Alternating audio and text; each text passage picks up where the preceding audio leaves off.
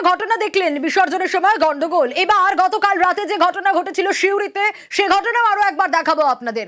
কেন বিসর্জনে সংঘর্ষ তৈরি হলো, বক্স বাজানোকে কেন্দ্র করে পরিস্থিতি ভয়ঙ্কর হয়ে উঠল। বীরভূমের ভ্রমরকল গ্রামে এই ঘটনা ঘটে এবং এই ঘটনায় এখনো পর্যন্ত কি আপডেট পাওয়া যাচ্ছে? ঘটনাস্থলে পুলিশকে পৌঁছতে হয় পরিস্থিতি নিয়ন্ত্রণে আনার জন্য। সুপ্রতিম রয়েছে আমার সঙ্গে। সুপ্রতিম, হ্যাঁ, একদম। দেখো, যে ঘটনা ঘটেছে সেটা হচ্ছে বীরভূমের শিউড়ি থানা এলাকার পুরন্দরপুরের ভ্রমরকল গ্রামের। এবং যে ঘটনা হয়েছিল যে গ্রামের যে মন্দিরের যে প্রতিমা সেটি যখন নিরঞ্জনের জন্য বের হয় এবং সেই সময় কিন্তু গ্রামের দুটো গোষ্ঠীর মধ্যে গন্ডগোল লেগে যায় এবং প্রথমে বচসা চললেও পরে কিন্তু সেটা সংঘর্ষের রূপ নেয় এবং বচসার কারণ ছিল বক্স বাজানোকে কেন্দ্র। তবে কিন্তু এই নিয়ে ব্যাপক সংঘর্ষ হয়, 4 থেকে 5 জন আহত হয়, তাদেরকে শিউড়ি সুপার স্পেশালিটি হাসপাতালে ভর্তি করা হয়।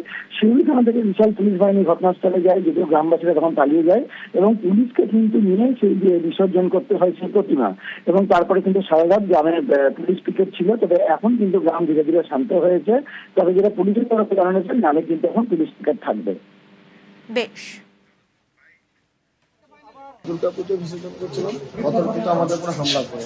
আমরা বলছিলাম যে ভাই পুজো সবারই আনন্দ, সবাই কোনো কিছু কথা কাটাকাটি কিছু নেই। বাদ থেকে লোকজনকে নিয়ে এসে হামলা করে আমাদের উপরে। তোরাই বলতে পারে অপরাধটা কিসের জন্য।